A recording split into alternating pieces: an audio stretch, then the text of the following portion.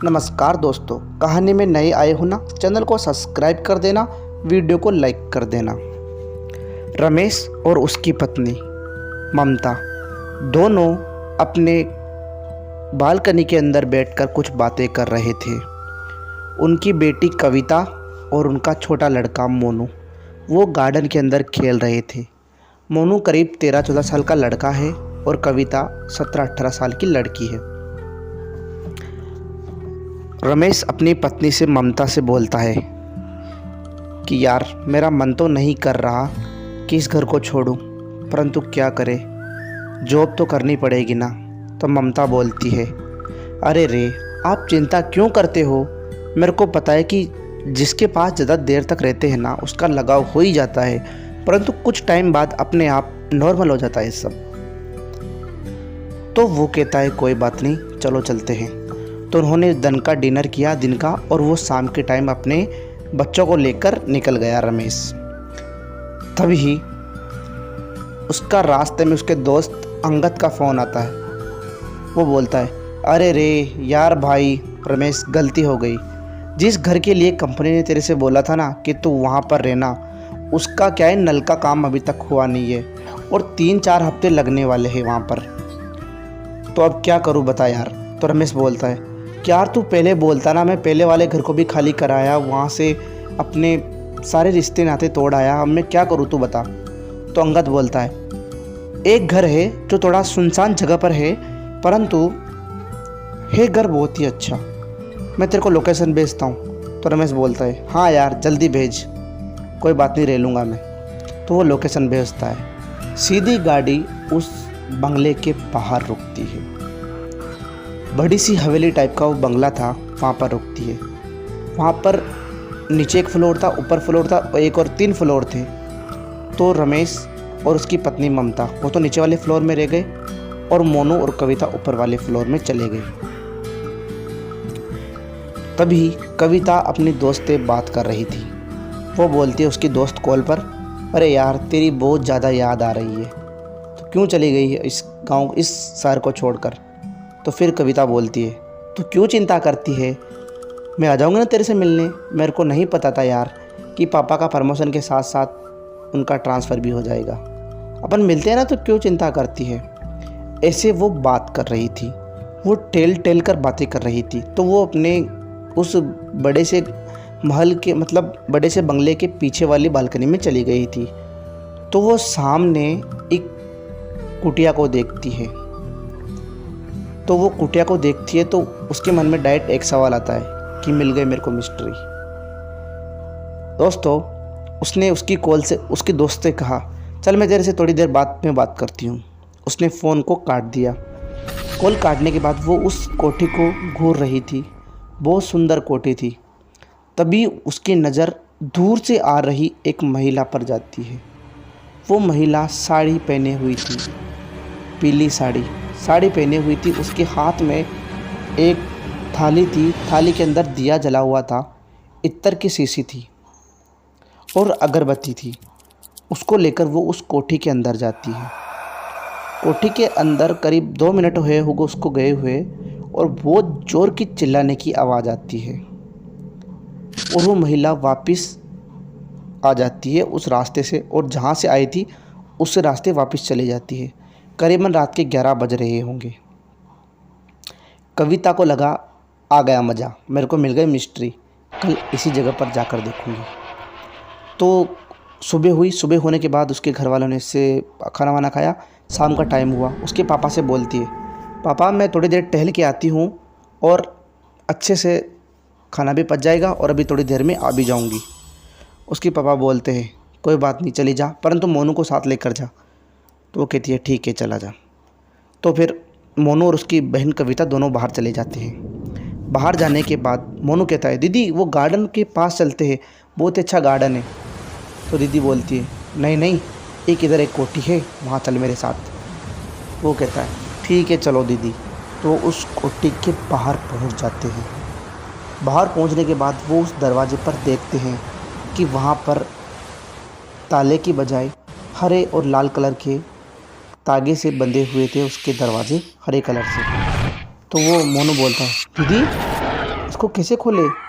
दीदी बोलती है, अरे नहीं, ये कोई विद्या है, तंत्र विद्या, ये किसी ने बांध रखे है, कुछ तंत्र विद्या है, इसके हाथ नहीं लगाना। तू एक काम कर, बड़ी सी खिड़की ढूंढ जिससे हम अंदर जा सके। मोनू ने कहा, नहीं दीदी, मेरे को डर लग रहा है, नहीं चलेंगे अंदर अपन। तो दीदी ने कहा, अरे मैं हूँ ना, तो क्यों डरता है? तो उन्होंने एक बड़ी सी खिड़की देखी और वो अंदर चले गए। अंदर जाने के बाद उन्होंने एक दरवाज़ा देखा। उन्होंने गेट को खोला। गेट खोलकर वो उस कमरे में आ चुके थे जहाँ पर लाइट की थोड़ी थोड़ी रोशनी जल रही थी। उन्होंने देखा कि एक ताबूत रखा हुआ है। ताबूत के ऊपर कुछ सामान थे। वो उस ताबूत को खोलना चाहते थे। वो दोनों उसके पास जाने वाले थे, उसके पास पहुँचे और उसको खोलने वाले थे, तभी किसी की आवाज़ आती है। कोई चलकर उनकी तरफ आ रहा था। तो कविता बोलती है, मोनू जल्दी से छिप जा, कोई आ रहा है। तो वो दोनों एक दीवार के पीछे छिप जाते हैं। छिपने के बाद वो देखता है, यानी कविता और मोनू देखते हैं कि वही महिला जो उस कल आई थी पहली साड़ी पहनकर, वो वही महिला वहाँ पर खड़ी हुई थी और वो उस ताबूत को खोलती है। ताबूत को खोलने के बाद वो उसके ऊपर इत्तर छिड़कती है और अगरबत्ती जलाकर रख जाती है और नारियल रख देती है और वो वापस चली जाती है। वो दोनों खड़े होकर उस ताबूत के अंदर देखने वाले होते हैं। उससे पहले वो ताबूत अपने आप खुल जाता है और उसके अंदर एक गर्दन बाहर निकलती है और वो बहुत ज़ोर से चीखता हुआ सिर्फ उन्हीं को ही देख रहा था। मोनू डर के मारे घबरा गया और वहाँ से दौड़ता हुआ गेट की तरफ भागा। कविता भी भग रही थी, परंतु तब तक उस मादा पिशाचिनी ने कविता के बाल पकड़कर उसको गिरा दिया था। मोनू सीधे अपने घर पहुंच गया और कविता भी अपने घर आ गई थी। उसके बाद जब सुबह हुई तो कविता के वेशभूषा में बहुत परिवर्तन हो चुका था। सलवार सूट पहने हुई थी पीले कलर के और उसकी मम्मी ने कहा कि आज तेरे को ये क्या तेरे को क्या शौक पड़ी है कि इसको सलवार सूट पहनने की, तू तो कभी पहनती नहीं थी। तो वो अपनी माँ से कहती है, माँ, वो उसकी मम्मी से बोलती है, अम्मी अब आप हमको हमेशा ही ऐसा देखोगी, अब आप मेरी ऐसी स्थिति को देखकर दंग मत रहिएगा। क्योंकि वो जो भाषा बोल रही थी वो अजीब तरह की भाषा बोल रही थी। उसके पापा ने ज़्यादा गौर नहीं किया, तो फिर उन्होंने बात को छोड़ दिया। तो उन्होंने सबने खाना खा लिया। खाना खाने के बाद जब शाम होने के बाद उसकी मम्मी ने आलू मटर की सब्ज़ी बनाई थी, जो कि कविता की फेवरेट थी।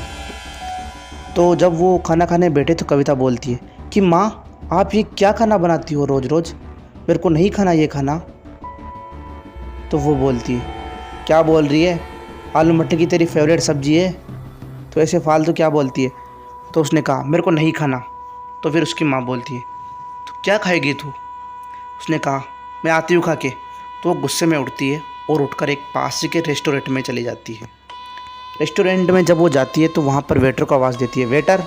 उसके पास वेटर आता है। वेटर ने कहा, जी मैडम, क्या चाहिए आपको? उसने कहा कि मेरे को मटन तंदूरी और 10 रोटी चाहिए। तो वो वेटर बोलता है, आप 10 रोटी खा लेंगे मैम? तो कविता बोलती है, आप लाएंगे कि मैं दूसरे होटल के अंदर जाऊं? उन्होंने कहा, सॉरी मैं लेकर आता हूं। तो वो लेने चले जाता है। कविता वो लड़की थी जिसने आज तक कभी मांसाहारी चीज़ को छुआ भी नहीं था।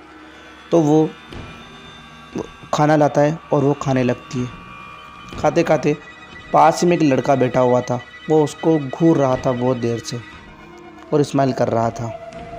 उसकी रोटी ख़त्म हो जाती है और वो फिर से बोलती है कि वेटर 5 रोटी और लेकर आना। तो फिर 5 रोटी और खा लेती है। उसको खाता देखकर वो लड़का बार बार उसी को ही देख रहा था। खाना खाने के बाद वो उसको पैसे देती है। पैसे देने के बाद वहाँ से चली आती है। वहाँ से उठकर आने के बाद करीबन वो 2 किलोमीटर चल चुकी थी। उसके पीछे पीछे वो लड़का चल रहा था कुछ कदमों की दूरी पर। उसने मौका देखते ही कविता का हाथ पकड़ लिया। कविता बोलती है, कौन हो आप और आपने ये गलती कैसे की? आप पराए मर्द होकर भी दूसरी औरत का हाथ कैसे पकड़ सकते हो?